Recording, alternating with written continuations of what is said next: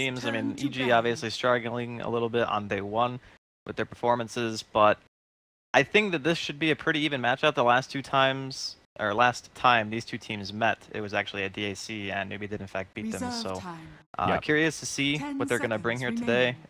EG obviously giving respect to the Legion commander that we saw have a tremendous amount of success yesterday. Even with triple counter picks and such, they know that the Chinese teams play this hero very, very well. Just don't want to give it to him. And same thing with the Venge, actually. It's kind of that hero that has been given a lot of attention from the Western teams towards the Eastern teams, just because it's flexible, it's really good in team fights, and it just kind of does everything but wave clear, which is really what you want. Yeah, I mean, that vengeful spirit we saw yesterday can be a valuable pick because you don't know exactly what position it's going to be, right? Could be that position 1, could be the support, and that was one of the reasons why we saw Newbee falter yesterday against Digital Chaos, the old Onyx squad. Mason's vengeful spirit, I think, had a pretty dominant performance in at least one of those games. So it's being played all over the place. A lot of teams going with that. But here we go, EG, right back to the classic first pick Magnus. Can't really go wrong, honestly. Again, flexible hero, can go mid, can go off lane. And power is still a hell of a skill, even after the nerfs. The Nature's Prophet ban, EG was running it the other day. They actually ran it, I think, 2, maybe 3 games? And Universe is obviously a very good Prophet player. Yeah, they ran it a couple of times yesterday. Okay. But they did lose a game with it. So I'm not entirely sure if Newbee are just looking for a particular style.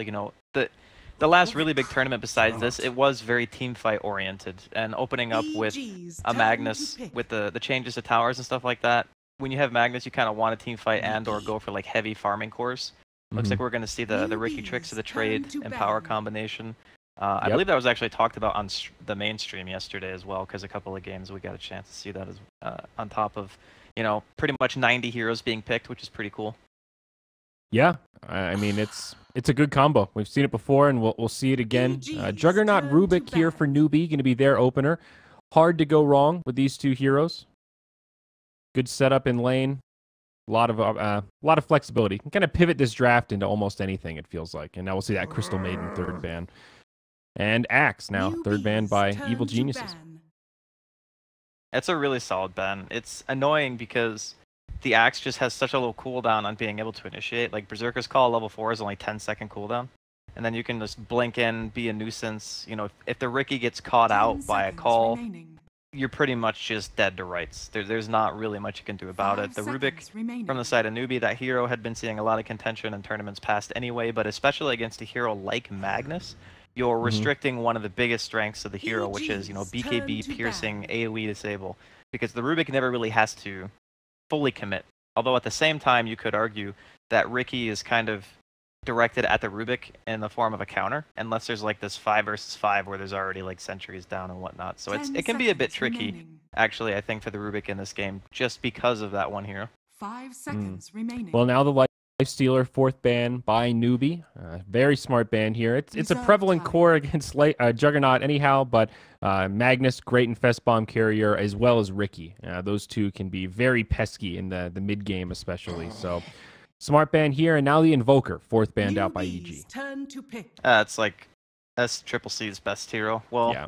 He plays a lot of stuff really well, but his Invoker is certainly a thing. Yeah. Not really too surprised to see it taken out here.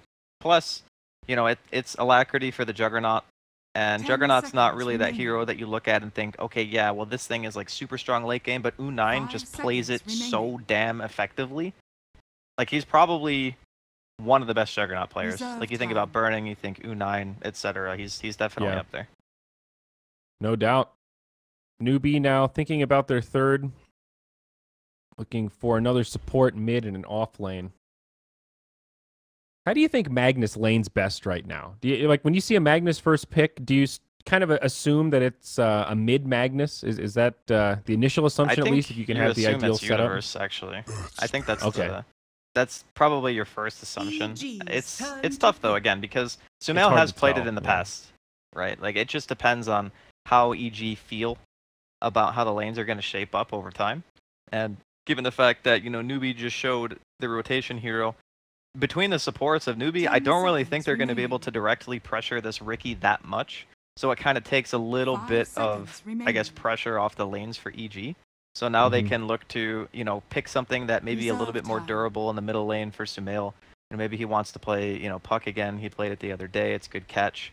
You know, you'd have some crazy pickoff potential between Ricky, Magnus, and a Puck on top of that. Plus, it's something that can effectively reach to the back line to be able to, like, Newbee's disjoint. turn to pick. So this could be a support still. Crit played that yesterday. Support Wind Ranger. It's one of those heroes. How'd that go? I think they won that game, I want to say. I think they were playing it against Faceless. But, yeah, they played support Wind Ranger against Ice 10 and seconds his remaining. Brood. And I believe they were victorious. So Okay. it's strong in the 5 sense that it's seconds very good lane support. Because you can't really trade. You know, level 1 Wind Run or Power Shot, whichever he decides Reserve to take. time. You just can't really get in there Lena. to do anything to the core player if it is going to be that Yeah. support. And EG's again, turn you know, it's to still pick. flexible because Sumail in the past has also played Wind Ranger. It just really Right. depends on what flavor EG want to adapt their draft to after having seen, you know, what Newbee are going to pick. So I'm guessing this is mid Lena right now because they already have Earth Spirit and Rubik. Yeah. That means, you know, 10 SCCC seconds gets his remaining. Lena. It's not like the flashiest hero in the entire world, 5 but it seconds certainly remaining. can get kills, and that's something that he definitely wants to be doing. Yeah, it gives you a lot of Reserve time. follow up. You know, with supports like Rubik, Earth Spirit, you've got a lot of roaming potential in the early laning stage in particular, and that's something that Lena can make great use of. You know, even just having a setup for that Light Strike array and the telekinesis can work wonders. So, EG, fourth pick, as you talked about, a little bit flexible here, but they will grab the Troll. So the big bad core that will Newbee's turn to take bat. use of the Empower alongside the Ricky.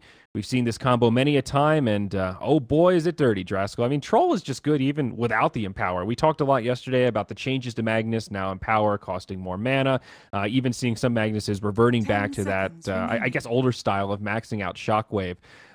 But even just towards the 5 late game, seconds Troll being able to remaining. have Cleave, not even as a farming tool, just as a pure damage item in team fights, it's proven to be very Reserve valuable. time. Yeah, without a doubt. The hero still brings a tremendous amount of impact to fights and just pressure. You know, they always used to say, it's not the black hole, it's the threat of the black hole. I think it was like Puppy or something that originally said that, but the idea still is applicable in this scenario. So, EG's Tia is turn going to be to banned bat. out. Obviously, Troll is going to be Arteezy's hero. Still going to be looking for something for Sumail. I kind of am concerned for Newbee right now because if you look at things in terms of BKB lockdown, they pretty much have 0.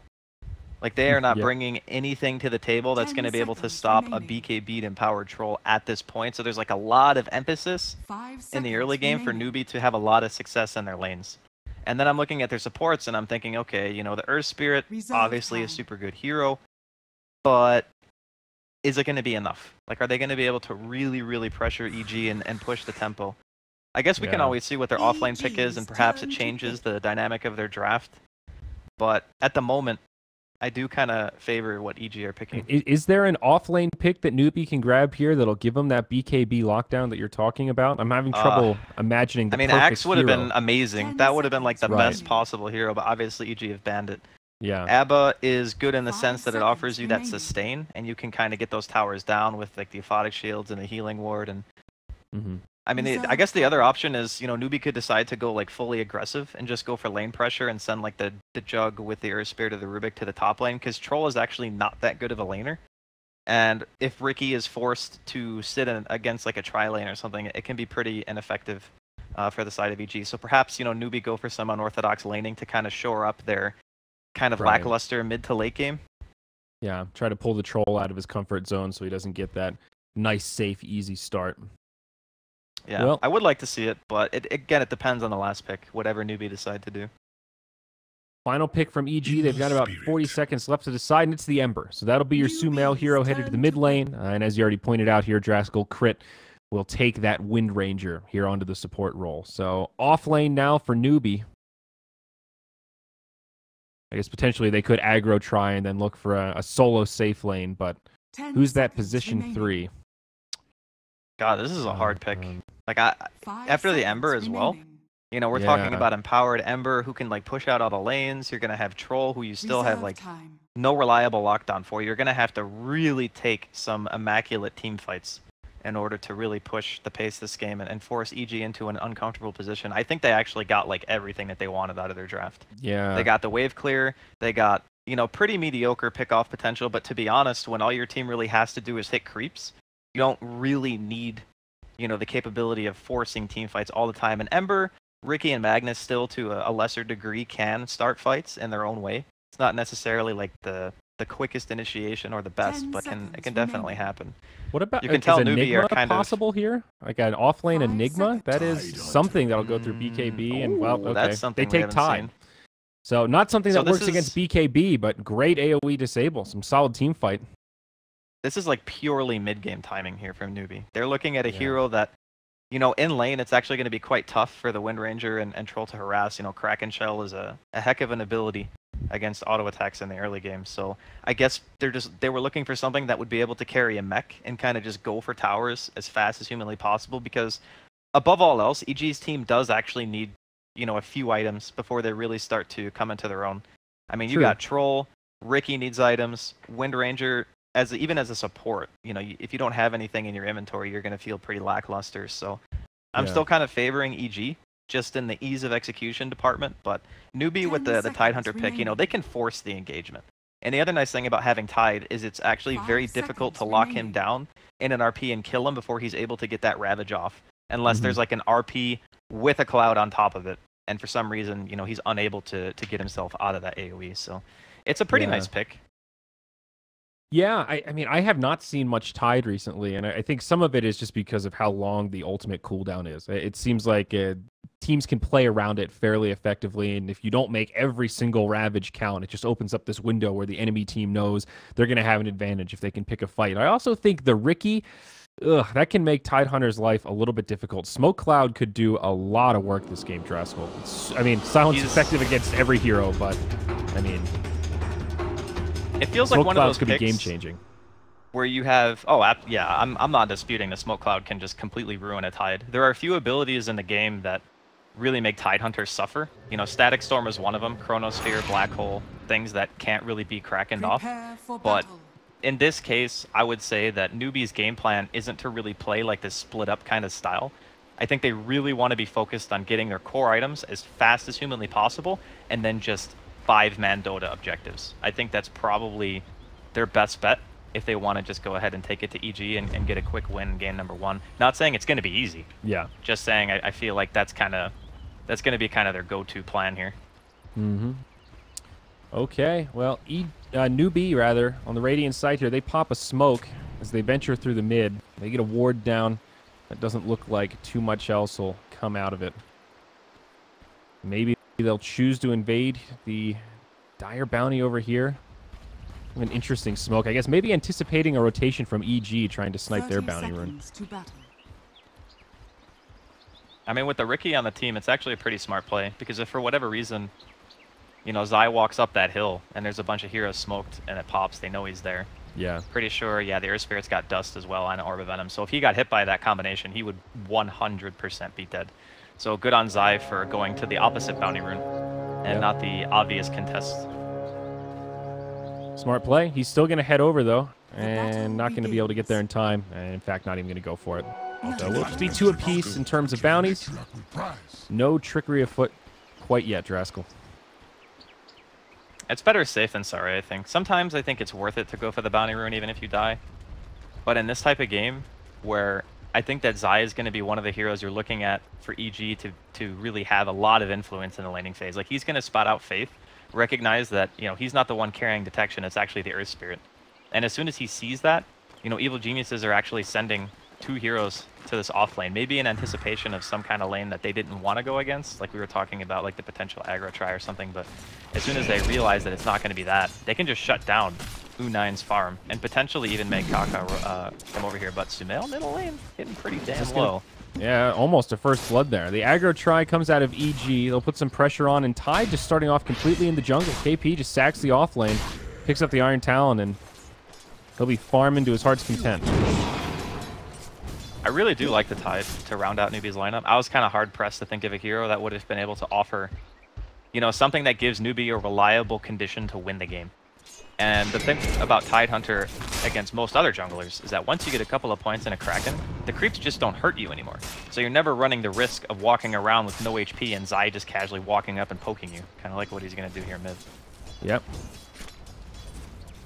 Sentry ward already down, so Lina knows what's going on, but that'll change. They'll drop a sentry ward of their own, and Zai will maintain some vision control here in the mid lane. So Lina versus Ember Spirit, of course the rotations are going to play a big role in this lane, but Lina has a pretty good time in this matchup, right? Of using the, oh, never mind, down bottom, crit initiated on telekinesis into the Blade Fury, and this will be an easy first blood for U9. Juggernaut picks it up. And as soon as that happens, Arteezy just abandons the lane, realizes the safe place to be is actually in the safe lane in this scenario. They actually almost took out the Lina mid as well. He had to pop Fairy Fire. He was super, super low. Haven't had the Shrine just yet, though. So but how does this 1v1 matchup go, Lina versus Ember? I want to say it's a little bit Lina favored just because she has the range advantage, but... It can be. I think it depends on how the players actually do, I think. Like right now he has Sleight of Fist skilled on Sumail to try to dodge the Dragon Slaves.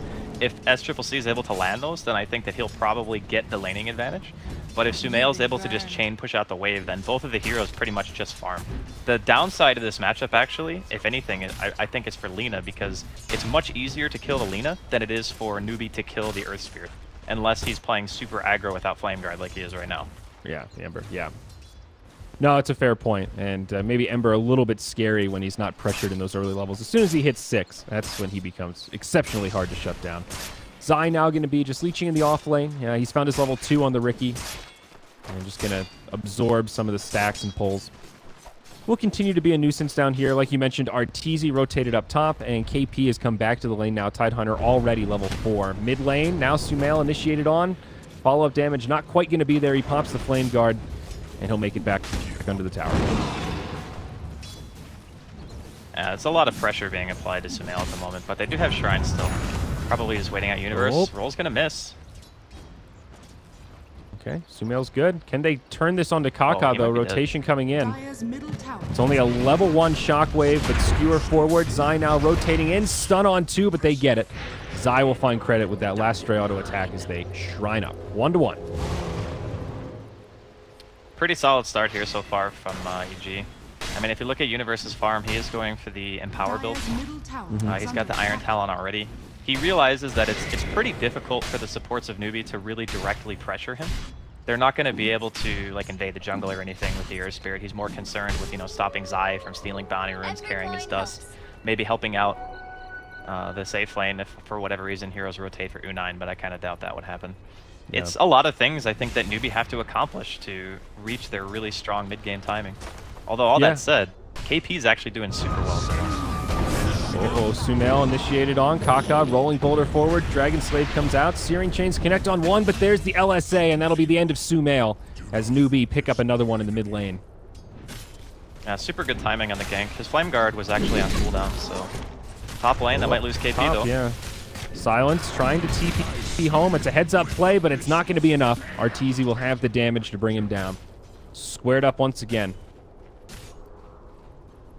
That's a lot of heroes, though, just to kill the Tidehunter. Yeah. I think that KP is probably going to be pretty okay with the situation. Like, even after his death, he buys the Raindrops, he buys the Magic Wand. I don't think they're actually going to be able to kill him like that again. You know, Wind Ranger as a support and then Troll as your primary source of damage when his nuke doesn't really even hit that hard, you're going to have a very, very difficult time stopping that Tidehunter from being in the lane. Yeah. But right now we're seeing part of the power of Magnus, you know, a hero that not really thought of as a jungler, but he can farm pretty effectively with the Empower and Iron Talon. He's already level 5 now, gets that second point in Shockwave. Universe having a pretty good time himself here in the mid lane. We'll see some action break out. Sumail doing a lot of damage, but taking a lot in return. They'll kill SCCC first. Now the rotation from Rubik. Zai lays in a couple of auto attacks. The power shot will be off the mark, and Kaka will be able to stagger away on the Earth Spirit. And just a quick pick on the Lina. Nice little kill there for Evil Geniuses. I feel like that should be something that happens a lot in this game, like the Lina just getting taken out. And there's not really a lot, I think, that the supports of Newbee can actually do about it. That's the scary thing. Like, the Boulder Smash was there, you know, the roll, whatever. Kaka did everything he could, but at the end of the day, it's like, it's a Lina. Boulder forward. Kaka very low on HP. Sumail does not have the Flame Guard. He finally gets to pop it. Doesn't quite have the damage they're hoping for, but Faith gets chased down by the Riki, and one more Blink Strike will secure that kill. Crit does have a power shot. Looking to snipe Kaka. It does connect, but he's got some raindrops, and he will survive through it. That was a nice shot, too. Yeah. Pretty much max distance on that one. You can just see how Zai's playing this as well. He's getting like the super aggressive wards at the beginning of the game. We didn't actually talk about it too much, but he had that ward that spotted out KP's jungling. Jesus, Zai. He is so going in. He's dead. Yeah, I think so. Looking for a deny, perhaps. He's not level 6, and Laguna Blade will just make it an easy one-hit KO. No messing around there. Okay. Well, he gets punished for that one. It was a bold endeavor for the rookie. I mean, at the same time, it's kind of a good thing and a bad thing because it shows that he's there, but it shows that he's there for a kill, not necessarily to drop wards. So maybe you don't realize that, you know, he was going for that pick off on the Earth Spirit. Perhaps he wasn't there getting vision down. There's a lot of heroes bottom as well. Yeah, about to be rotated on. He is level 6 though, so he's got Omni Slash. Perhaps not the easiest kill to find. Crit trying to hide in the tree line and stay a little bit elusive, but all the while NewBee smoked up his 3, beginning to rotate. They'll move up to the high ground where the shrine is and perhaps wrap around the tower. Both teams looking for a gank here, but NewBee seem like they'll find the opening first. Universe initiated on Telekinesis, Blade Fury. Shackle not going to do a hell of a lot, and it will just be a quick kill onto the Magnus. And that'll be the end of it, as now NewBee looks to transition perhaps into a tower push. Thinking about diving crit, but won't be able to close the gap. And they just start getting some licks in onto this tier 1. Zai lingering nearby, just scouting things out. He'll see Kaka in the trees, but I think EG might need to let this tower go. Universe is up in a couple of seconds. I don't know if he really wants to go into this though. Oh, okay. They go in onto Zai. They dust him as well. Follow-up damage is there. Crit getting very low as U9 drops the Omni Slash. It's Sumail that's joined the party. Universe, he's got himself the RP. Connects on the Earth Spirit. He's only level 3 as Searing Chains come out. They go 1 for 1, and maybe even more. U9 gets caught forward by Sumail, but it's KP with a Ravage on 3. A lot of low-health heroes on EG, but NewBee having trouble cleaning it up. His faith gets low. Sumail still in deep. He finally gets locked down. A few more auto attacks. They might be able to find this. He does have some stick charges as he moves into the trees. He's all alone. No reinforcements from EG to be found. The Dragon Slate actually falls short there. He's got some Searing Chains. They connect on 2. Zai comes back in, but can't save him with the smoke cloud. And it does end up NewBee favored at the end. 2 for 3, and they get about a 500 net worth gain out of it. It was a really good rotation from KP there. If the Tidehunter hadn't come to that particular engagement, I think it would have been a lot harder for NewBee to really pull that one back, because the Ravage hit on 3 heroes, and it kind of stopped Sumail from dealing damage for an extended period of time, allowed him to eventually land a Light Strike array to follow it up. Got the extra kill on the Magnus as well. Universe just died 2 times. Like, he got ganked bottom, they were killing tower to keep back, died again.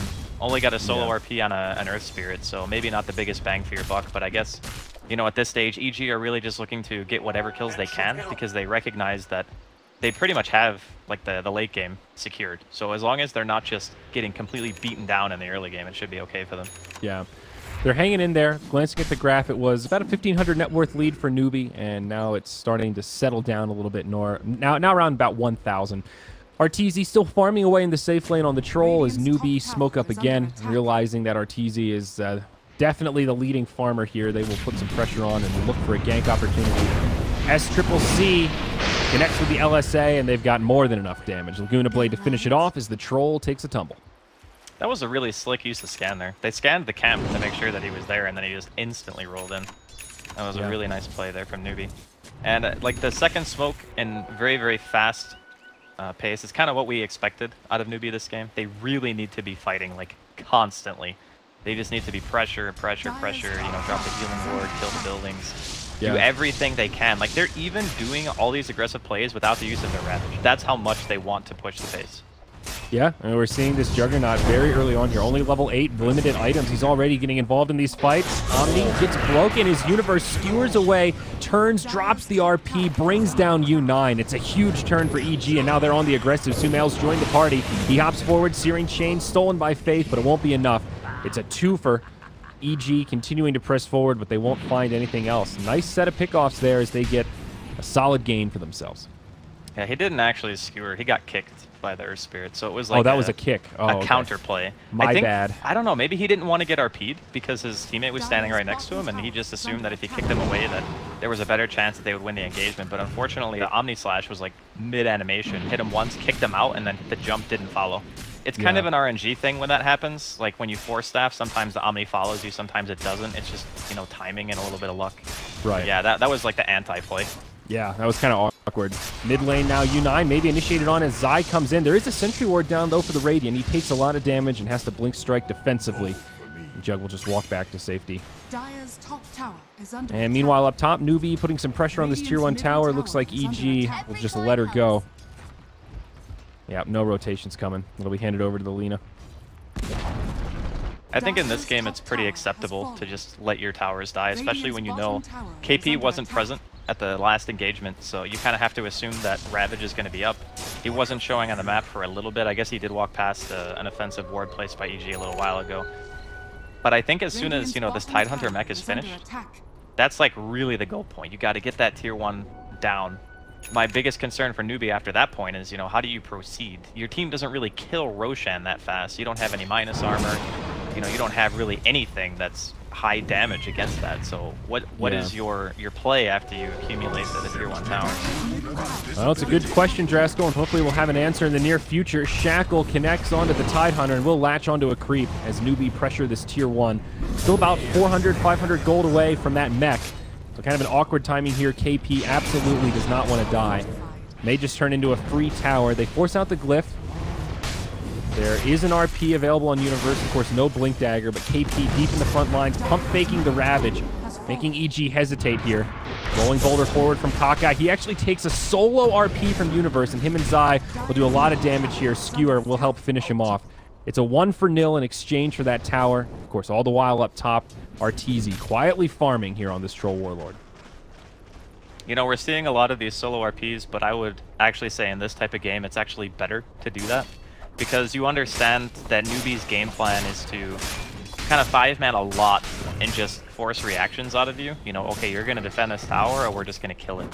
So by killing one hero, even if it's a relatively long cooldown on the ulti, you're just ensuring that they're not going to go for the Tier 2. Like, there's no way they're going to try to fight 4v5 without Magnetize when, you know, Arteezy didn't even have to TP. So I think that these are the types of plays that EG kind of have to make to kind of halt the aggression that Newbee's putting forth here. It also makes sure that Universe is getting guaranteed steps towards the Blink Dagger, and he's not just off the map farming. I mean, he's only 300 gold away now, and those kills are definitely starting to add up. He actually got credit for that last one.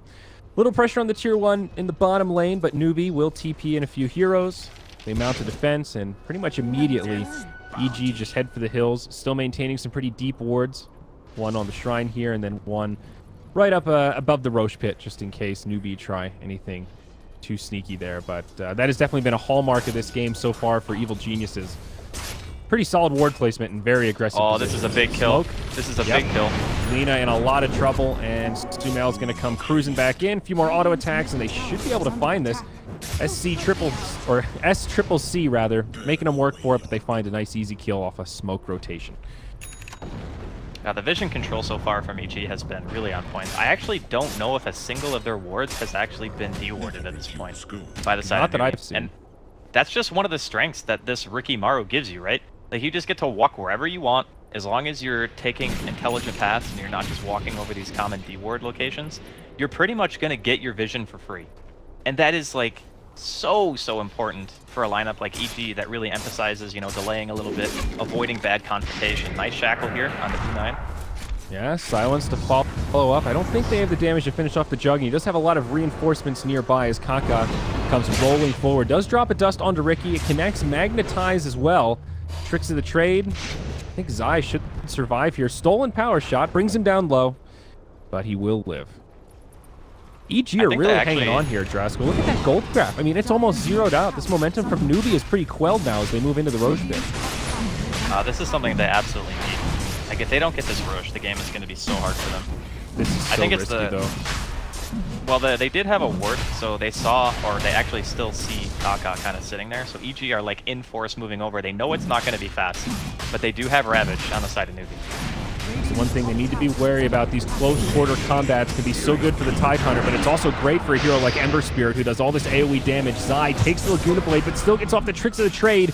Universe with an RP on 2. Now Omni Slash takes a couple of bounces. Everyone's still somehow alive as Zai falls. Now Universe, it's NewB that wins the fight, and they look back towards Roche to finish him off. KP didn't even have to use the Ravage there. The mech was enough to sustain his team and then turn that one around. You can see how scared EG are playing around that Ravage.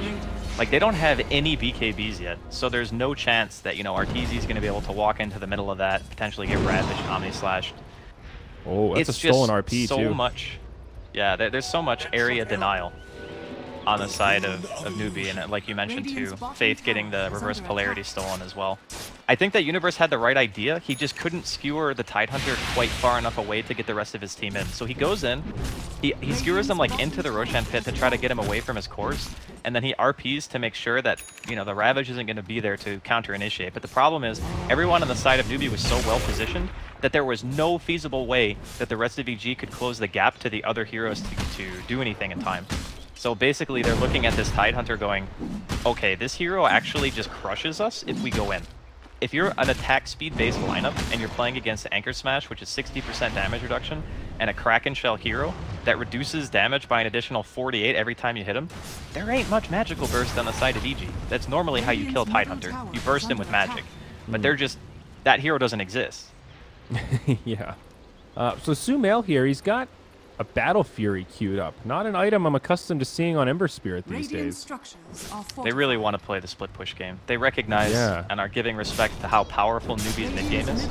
And this is why I was kind of praising the Tidehunter pick earlier, because it actually solves so many of their issues. And it's actually a KP classic. He's played this hero a ton. I'm just like not used to seeing it in this meta. But the hero has offered a tremendous amount of value so far, giving NewBee like all these openings to do things that, you know, normally otherwise taking Roche like that was not a fast Roshan. Not at all. But they're just able to do it risk-free because of Tidehunter. Well, maybe not risk-free, but certainly lower risk than usual. NewBee smoked up, looking for the opening, but EG doing a really good job choosing when to take these fights. As they sense that rotation, they group up onto the other quadrant and to protect Arteezy and look for some split push of their own. Tier 2 tower down bottom, taking a little damage from Zai, and meanwhile up top, NewBee will start to converge here. So we'll see if one of these teams can turn and maybe mount a defense, or if it'll just be a tower exchange. I do see a TP coming in down bottom. It is the Tidehunter, right into a smoke cloud, so he can't Ravage right away. But as you've talked about a few times now, it is the Tidehunter, and he can feel pretty bold here. Not much burst damage that he needs to be afraid of. Top tier 2 does fall, and with that, NewBee mounts a defense, so an obvious advantage there for the Radiant. So far, you know, EG, I think, are making the correct movements around the map to try to delay this. They just don't want NewBee to get the maximum benefit out of the Aegis. Just split up the map, push the lanes in, don't allow NewBee to group up as 5 with their Ravage. You know, this is kind of becoming that rock, paper, scissors meta that we used to see all the time, where the split push on paper beats teamfight because the teamfight never actually gets an opportunity to, you know, push the objectives they want. They always got to worry about, okay, who's clearing this wave, who's clearing that wave. The Ember's up here, okay, now he's bottom. It can be very, very difficult actually for NewBee to seal the game, but they have gotten pretty much every single objective that they've needed to keep their lineup kind of at its peak. Absolutely. Mid-tier 2, now under siege. All 5 of NewBee grouped up, and EG still just continuing to split up the map. Zai, the only one that's back here kind of lingering. It's a Manta style now up on the Jug. Less than 2 minutes on the Aegis, so trying to make as much use out of this as possible. Meanwhile, back down bottom, the TPs come. Are they going to be able to find the catch here, though? Crit TP out. Kaka just barely misses the stun. Very close call. Had the right idea, but can't quite find it. Space created. That's the play. Just make NewBee run around the map as much as humanly possible. If you got one tier 2 left, as long as they don't get a tier 3 out of this Aegis, I think that EG are actually still okay. But NewBee are just applying so much pressure. Like, every movement around the map, they're just grouping up as 5. They're not falling into that, okay, let's split up for a second and try to do this. Okay, as I say that, as triple CP's top. But, you know, for the most part, they've been pretty good about not getting heroes individually killed. And that's like the worst case scenario for them, is a hero getting picked off when they're not, you know, as 5. Because then, as we mentioned, it makes it very difficult for them to push. Top lane here. Magnus drops the RP solo on the Lina, but there is support. Kaka comes rolling in, jumps onto the Ember Spirit, and Sumail punished hard. Easy kill for Newbee. Yeah, that was, I think, a little bit of miscommunication, actually, because as soon as the RP came out, Universe he was out of there. He's like, I'm RPing, I'm gone. So maybe Sumail wasn't expecting the hero sitting behind, but the Earth Spirit just pretty much owned him there. Okay, so Aegis is going to be down now. He's Roshan in about 3 minutes for the side of Newbee. Yep, boots of travel up on Lina. She'll head back to the bottom lane and continue the push. Arteezy mid, distracting Faith and Kaka for now. The final outer tower turned to rubble.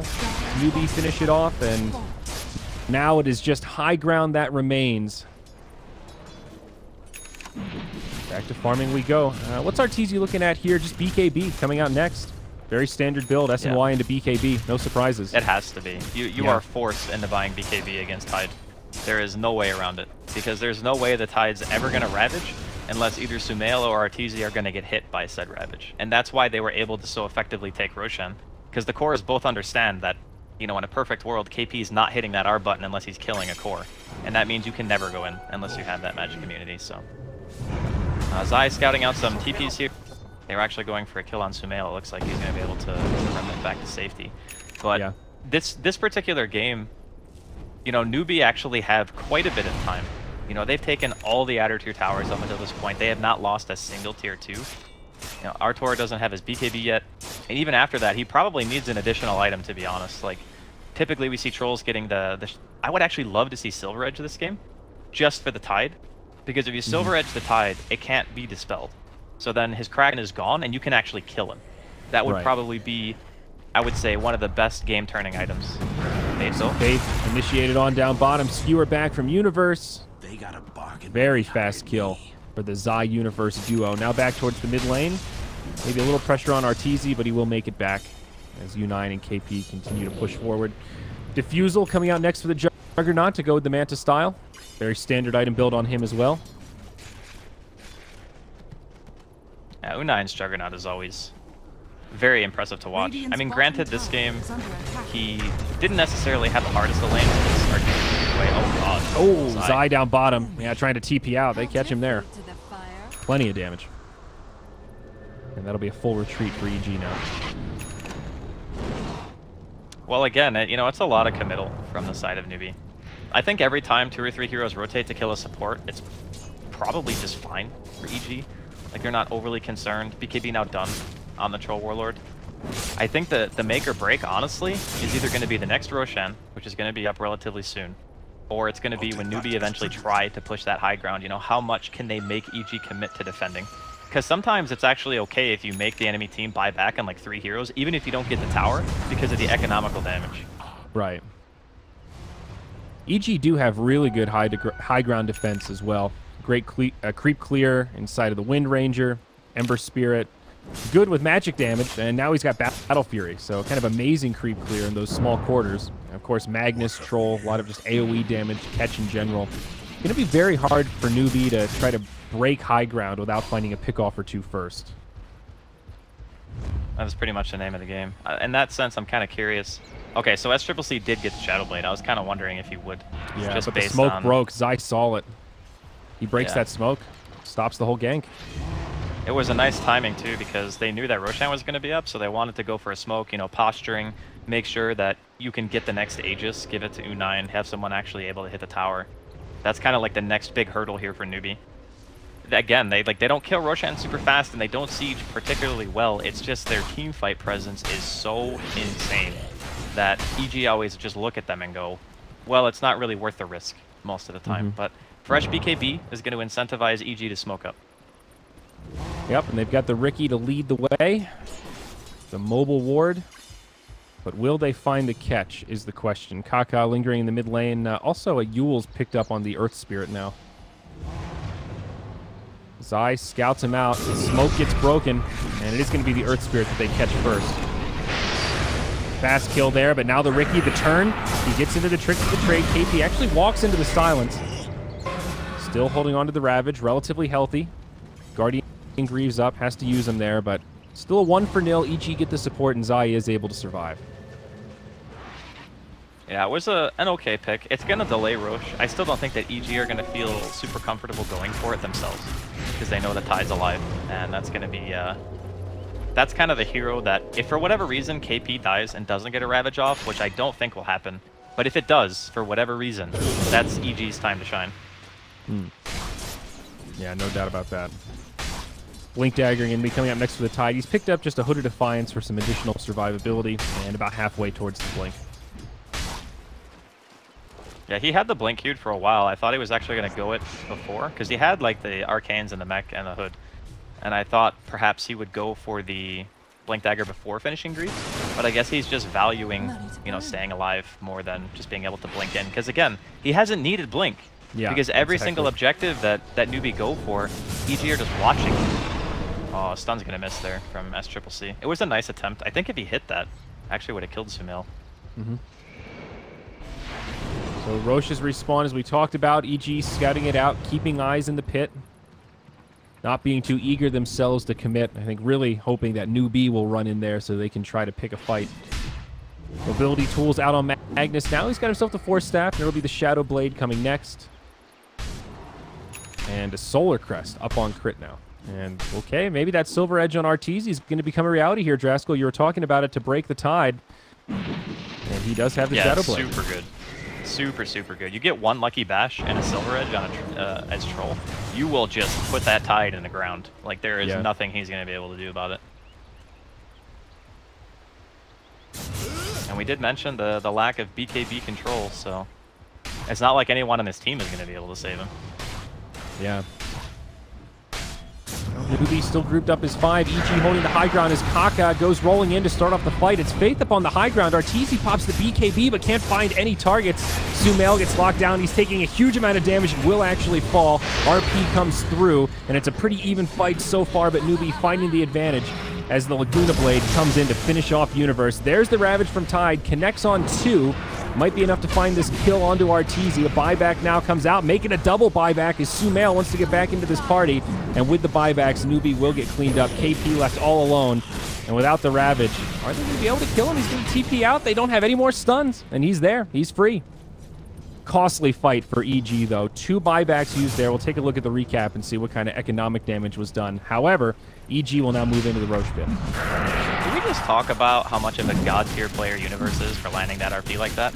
He hit the RP as U9's Omni Slash ended and just murdered NewBee there. Like, sure, they had to commit a couple of buybacks, but EG go into that fight prepared, understanding it, you know, what's at stake and what they have to commit to be able to win this fight, because this Aegis was supposed to be NewBee's chance to go high ground. And now EG have just completely taken away their opportunity to hit their biggest power spike and potentially be able to get a Rax. So now, the next team fight, you know, Arteezy could potentially have that Silver Edge. And even though the Ravage from KP came out a little bit late, I mean, they were going for the kill on Arteezy, but, you know, Zai's buyback, he blinked back in, got the smoke cloud onto SCCC, actually made, you know, Arteezy live through that. There was actually so much committal from EG because they knew that if they win that fight, they're putting themselves in a prime position to delay the game, which is the only thing they want to do. Yeah, and 30 minutes tends to be that golden standard where all things equal, carries are going to start to take over and look pretty scary. Sumail as well as Arteezy are getting to that point. We've talked about the Silver Edge, but Sumail's next item, it's going to be the Orchid. Still quite a ways away. Looking at the team fight recap, he was the one really hurt in terms of economic damage with the buyback in that last engagement. But Orchid going to give him a lot of lockdown and a lot of additional kill power as well. So if you're NewBee here, Draskell, what's the play? I mean, without Roche in your pocket, can you afford to wait for the next Roche to try to break high ground? I mean, that seems like a pretty long time. It is a very long time, and the Troll item progression is not going to get any slower, you know? He's going to have that Empower, he's going to be farming, like, all the time. He has enough money to finish the Silver Edge, too, if he decides that he wants it. But at the same time, you know, EG, they don't have to commit, you know? I mean, a late-game Troll Warlord lineup and an empowered Battle Fury Ember Spirit are going to be able to pretty much do, you know, whatever they want. They're going to be able to split up the map. They know that NewBee has limited pickoff potential. That's their Achilles heel, is the fact that they are pretty teamfight reliant, and when they don't win the team fights, their lineup feels very anemic. It's just unfortunate. You know, they really, really needed that second Roche. Well, to credit your point, things will stall out a little bit. EG able to force Newbee into a big defense up top. Actually, 4 heroes come to defense of this tower, and EG aren't even really here anymore. They've just backed out and going to continue to split push out the lanes. Diffusal coming on the way for Zai. Still a little bit of farming to do, but always a great item to have on the Riki. And there is indeed the Silver Edge out on Arteezy. And initiation onto KP. Just a couple of love taps. And EG I think his Silver Edge actually wore off. I don't think he actually it didn't actually break him. It was close, but he used it just half a second too late. So Newbee on the hunt. I don't think they're going to find much here. Nah, they don't have all their heroes. Like, Zai's even showing bottom. That should be enough to tell you that EG don't really feel like fighting at the moment. And again, it's completely up to them. They don't have to take any unnecessary risk. They can just sit back, chill. You know, if you look at the itemization, like you were talking about the Ember Spirit going for the Orchid, no one really on the side of Newbee has an item that would be considered a save, unless you want to count like Guardian Greaves, right? I guess KP's making a 4-staff, but that Orchid is actually going to offer so much because when they break the tide, they can Orchid him as well. And it's kind of like what we saw people doing to Abaddon at DAC. They would get Silver Edge and they would get Bloodthorn and they would just melt him. Same principle. I like it. Kaka initiated on. Arteezy sneaks up right behind him. Yule's Scepter does keep him alive a little bit longer, but will not ensure his survival. Dominating streak now out for the Troll as EG group up, and looks like they want to claim this tier 2 finally in the bottom lane. Radiant's bottom tower.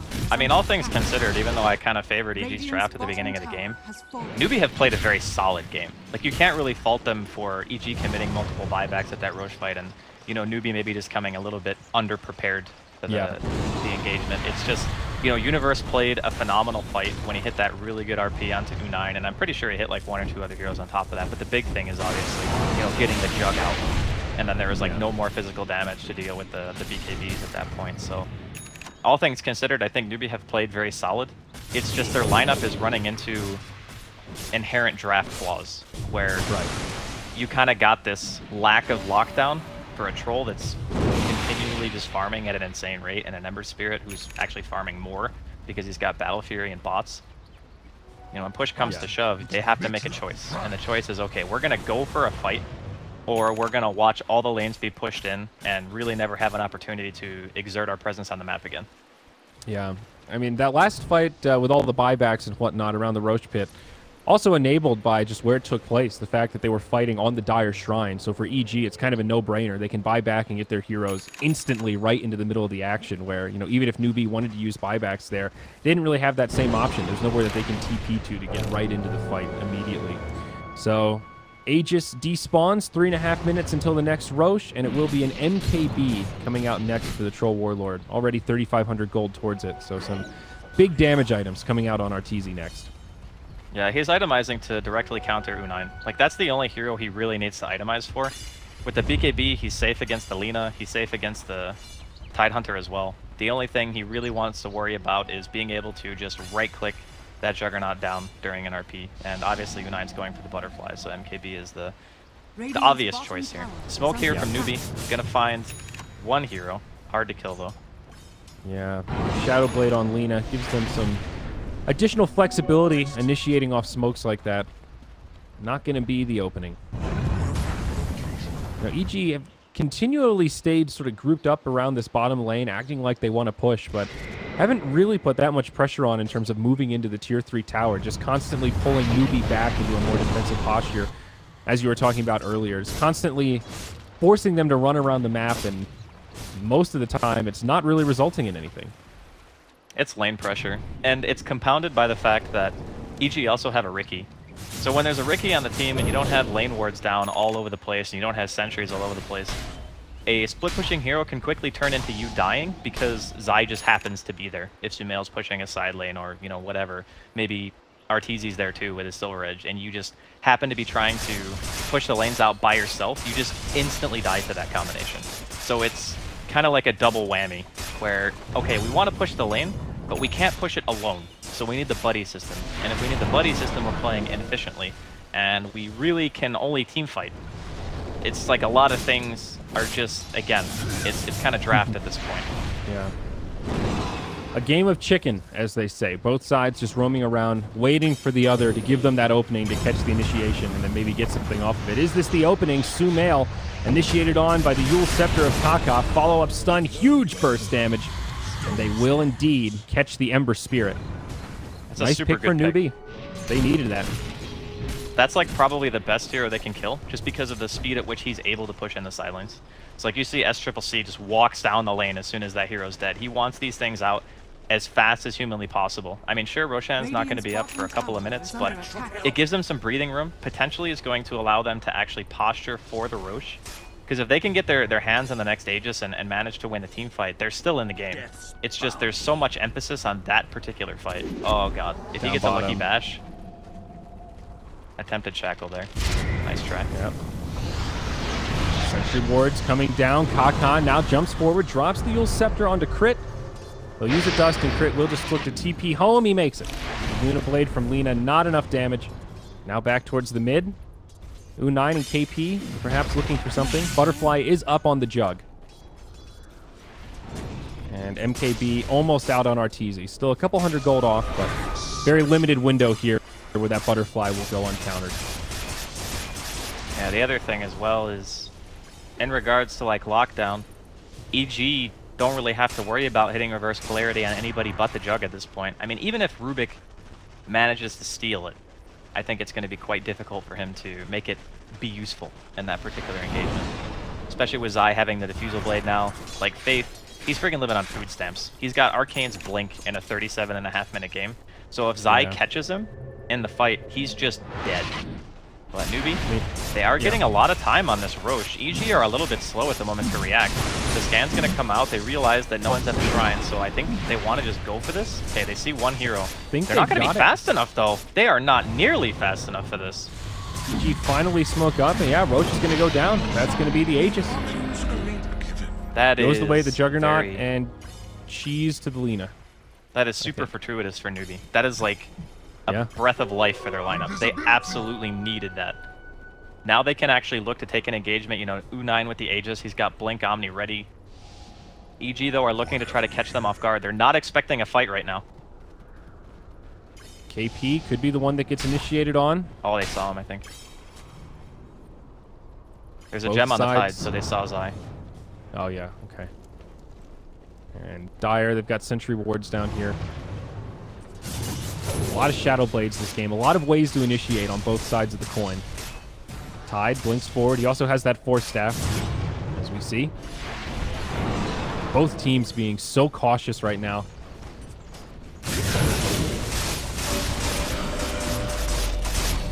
This is basically what you would refer to in StarCraft as a contain, right? Like, they're just trying to make Newbee not move out on the map. They don't want Newbee to be able to get to a tier 3 tower because that actually puts them at risk of losing a Rax if the fight goes awry. Right. It is very, very scary for EG right now if Newbee are able to get across the map. I mean, there are actually no buybacks on EG at all, so it's even more scary. Yeah, a couple heroes within just a couple hundred gold, but absolutely right. The Bloodthorn on the way for Sumail. He's got the Chrysalis sitting in the backpack. One of the big items we were talking about of controlling this Tide Hunter.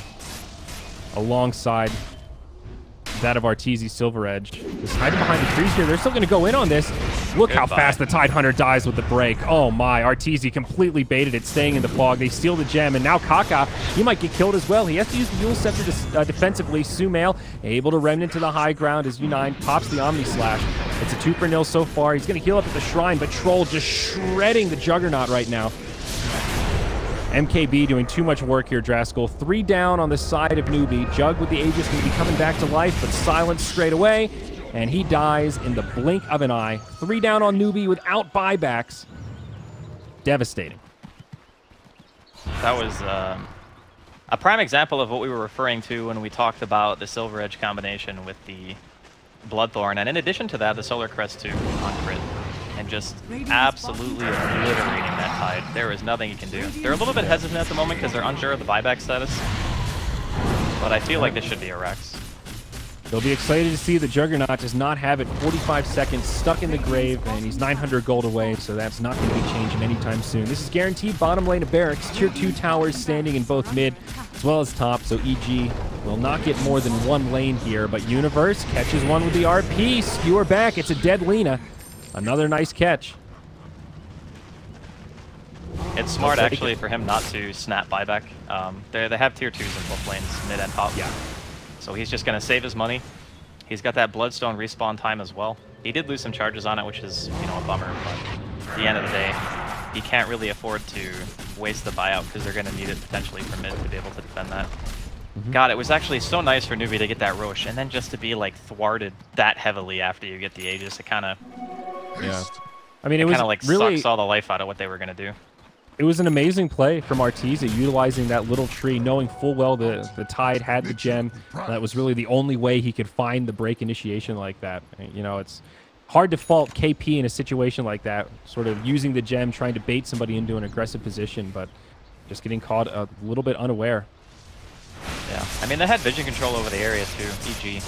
They knew exactly what was happening, so they knew full well what they were getting themselves into as soon as they jumped the Tide, and as soon as that Silverhead Shackle hits, you're just hands off the keyboard. That's it for you. But Zai going to be the one carrying around the gem now. BKB queued up on him. Still actually only one BKB on the side of EG, and it is in the hands of the Troll, but that might change here in the near future. We'll see EG take a more aggressive posture. Maybe looking for an opening to initiate. Kaka in a precarious spot, but we'll be able to blink back. Radiant's top tower is under attack. Zai scouting things out. They find KP. He force stabs into the silence, but they'll be just fine. Tier 2 tower up top, finished off by Arteezy all the while. And now it really feels like EG just absolutely in control. They'll finish off the shrines, get that little bit of extra money, and the map is pretty much now theirs. It's been a pretty interesting game, to be honest. Like, watching the differences in playstyle in this game one between the two teams, especially again, you know, the last time these two teams met, Newbee won. So changing it up a little bit on the side of EG, getting themselves a pretty greedy hero in the Magnus as an opener, but also denying the Legion Commander from Newbee, as again, a lot of the Eastern teams are very, very good at utilizing the hero, and they were just much more efficient in their playstyle. And it's obviously reflected in the net worth on the heroes. I mean, sure, they're leading and they have a set of racks, but, you know, the net worths are inflated pretty heavily in favor of EG at this point, even on the supports and the off lane. So I'm looking at this as a perspective of the team fight versus kind of split pushy good late game meta. Team fight still really struggles a lot, even as well as Newbee played this. But it's going to be a smoke on smoke action here. Who will catch who? Lina in the front lines, kind of breaks the enemy smoke, but it's Faith. Telekinesis onto Sumail. That's the target they want. KP with a nice Ravage onto 3. They destroy Sumail, but it's Arteezy with the BKB on, trying to follow up the Universe RP. Not really a great fight for EG so far. The buyback from Sumail will come, but it won't be enough to save Crit. Now U9 doing a lot of damage to Universe, but Force Staff does keep him alive. Zai slowed down by the Diffusal, looking for some blind, and it will actually keep him alive. EG having a lot of trouble finding kills in this fight. You see all the cores spread around, looking for targets that aren't Tidehunter, and they just can't find it. It's a big fight for Newbee. You can see the difference of the team fight when they're able to kill KP and when they're not. And I mean, sure, that one was like very chaotic, and Arteezy actually chased the Tide for quite a while, even after KP had already expended Ravage, so wasted a little bit of time. The BKB as well coming out in Alina, making it very hard to get disabled, and obviously blowing up Sumail like straight away as soon as the fight started, getting that Omni Slash off from U9 and making use of the the chaotic initiation that EG just weren't expecting. Yeah. And getting another buyback out of Sumail, hurting his economy just a little bit more. I mean, he's got the Battle Fury, so he does have a lot of farming prowess this game. But, you know, looking at net worth, he's right middle of the pack where, you know, ideally he'd like to be pulling away. But that's 2 buybacks out of Sumail now this game. Both of them quite costly. Arteezy moving into Satanic too. I think the important thing, though, is that, you know, buying back in that situation means that he's allowed to split push the lanes. And even though there is a bit more pick-off potential right now on the side of Newbee than there was before, like the Orchid is done now on the Lina, so they have that Shadow Blade into potential Orchid, which currently Sumail does not have a defense for. Like, he doesn't have a Manta, he doesn't have Lotus, you know, whatever. Right. So it's actually kind of scary for him at this point because the Lina is coming into that state in the game where you potentially can solo kill somebody, especially once the full Bloodthorn is completed, because you do a lot of damage, especially with the talents that he's gone. You know, he's gone for the attack range, the damage, the Fiery Soul, increased attack speed and movement speed per stack. So he's transitioned into this kind of hybrid magic and right-click kind of hero. Do you think Sumail's going to need to alter this item build here? Oh, maybe we'll hold that thought. Initiation now onto Arteezy. Follow-up, not quite there. KP blinks forward, but does not have the Ravage. Still on cooldown for another 5 seconds. Lift now, used to defend this tier 2 tower. It'll buy it a little bit of time as Arteezy tries to finish it off, and he will. That is the last outer tower now for Newbee. Destroyed. Maybe trying to find something on the retreat. Dust from Kaka. Yules now onto the Riki. Universe looking for the skewer back, but can't quite get it. Tricks of the trade almost finishes off Faith, but Omni Slash doing so much work on the back line. Down goes Universe. Ravage connects on one. The other two heroes BKB'd, but EG still not really putting out much damage. They've only been able to kill the Rubik, and that's it. Sumail now stunned up in the front line. Double LSA from Lina. Triple C pops the BKB, starts laying in the damage. They do lose the Juggernaut, but Lina still alive on the backside, doing so much damage to this Troll Warlord. So many auto attacks flying in. Arteezy in a lot of trouble. Roll forward from Kaka. Magnetize. That little bit of magic damage might be enough, but Arteezy, he's actually life-stealing through it. He turns and kills Kaka, and now he's going to head for the hills. Meanwhile, on the backside, Universe drops an RP. Skewer now back, and they will find the kill. EG somehow managed to clean this up, but it's another very sloppy fight. There was a buyback used by Universe there, so it's a 2 for 4 overall, but still a minor gain for Newbee considering the buyback. Jesus, man, there were so many close calls in that fight, and Roshan is going to be spawning like almost on key here, about 12 seconds left. So during the preliminary engagement, Zai just ran at Faith, killed him with the BKB, obviously had to commit the tricks of the trade as well to ensure that he dropped. But Universe still died without popping RP, that's why he had to buy back. He still had RP after the buyout, and which is why they were able to kill S-Triple-C at the very end. But KP's Ravage actually missed on Arteezy by like, I want to say a quarter of a second. If he had been even just a minute second faster, he would have gotten the stun onto Arteezy and he would have died before Satanic was popped. And that would have been a gigantic win for Newbee. They would have been the one taking this Aegis right now. And it could have been a completely different Dota game from that point on. I mean, I'm undervaluing, you know, how strong Newbee's lineup is at this point in the game, but they just keep showing time and time again, especially with this kind of hybrid right-click Lina. Their damage output is still sufficient. They can kill heroes if they get the proper chain of initiation. Yeah, absolutely. They give the Aegis to Universe this time. Arteezy low on inventory slots. Finish off the ward. Yeah, this Troll starting to look pretty capped out here. I guess Moonshard can be picked up at some point. And now we see the big one. It's the Refresher on the Tidehunter. So now double Ravage going to be available on KP for the next fight. This is actually becoming... So like there's this weird bell curve for Newbee's lineup, right? It's like really strong first 25, 30 minutes of the game. Then as soon as 10-second BKBs come out, it's pretty weak again. And then after that point, when double Ravage comes out, and then there's only 5-second BKBs, their lineup hits another point in the game where it becomes really scary to fight into in a 5 versus 5. Now EG can still adopt the split push kind of style, but there are also items being purchased on the side of Newbee that make it kind of scary to be split up. Like we talked about, you know, S-Triple-C and his Lina and having the Shadow Blade, the potential Bloodthorn. And, you know, U9 having the Blink Abyssal soon. So there are actually ways via itemization that Newbee are going to be able to start forcing engagements that before they didn't have access to. And because EG still haven't won the game and it's 50 minutes, you know, every hero starts to become more dangerous. And now the double Ravage is like, even with a 6-slotted Troll, if you get Ravaged 2 times, you're probably still going to die. Yeah, I mean, the Bloodthorn is also going to be a huge asset in terms of damage output. Locking down the Troll, a double Ravage plus a Bloodthorn, they will actually have the damage to kill him fairly easily. EG might look for an initiation, but no, it's actually the other way. Kaka goes rolling in, and it's a suicidal Earth Spirit as they quickly turn and just bring him down. It's kind of an unfortunate that auto attack play. range? He actually hit him from like 400, 500 range with melee form. Yeah, it's kind of odd. Long time in the grave, though. It's 60 seconds and actually no buyback. Of course, EG don't know that, but pretty good window here. I mean, I think they're going to be a little bit scared to just, you know, YOLO up the high ground. Although maybe they just assume that he doesn't have it. Well, maybe they just want to try to force it. Arteezy goes up. Ravage comes out as the Omni Slash flies through, and the Troll is dead. There's the second Ravage, connects on the entire team. That's the reveal, and EG was not quite ready for it. They will lose 2. 3 remaining survivors, however, will make it back, it seems. Jug blinks forward, maybe catches crit, but Glimmer Cape buys him some time. Universe, all of his mobility tools on cooldown, but he will have Force Staff. Never mind, he's got the blink, and he TP's home. My god, that was a beautiful Ravage. That was like, what, 4 heroes? I think 2 so, times? yeah. Yeah, they were definitely not ready for that one. To be honest, I'm not even sure if he needed to throw out the second one, but it looked cool. So, because the first one pretty much killed Arteezy. Like, he was dead pretty much before he hit the ground after the first Ravage anyway.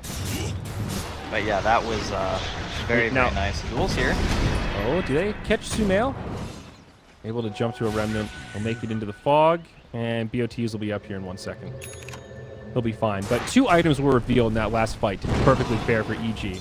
Lina had just picked up the Bloodthorn, like right before that started, and the Refresher had been out for maybe 2 minutes, but I think Tide had sort of hit off the map, was mostly in fog, so probably was not revealed, or at least wasn't very obvious on the side of EG. So, you know, maybe less likely Arteezy takes that kind of a posture to chip at the tower if he knows those 2 big items are up. And now the Lotus Orb on the Magnus. Much needed tool at this stage.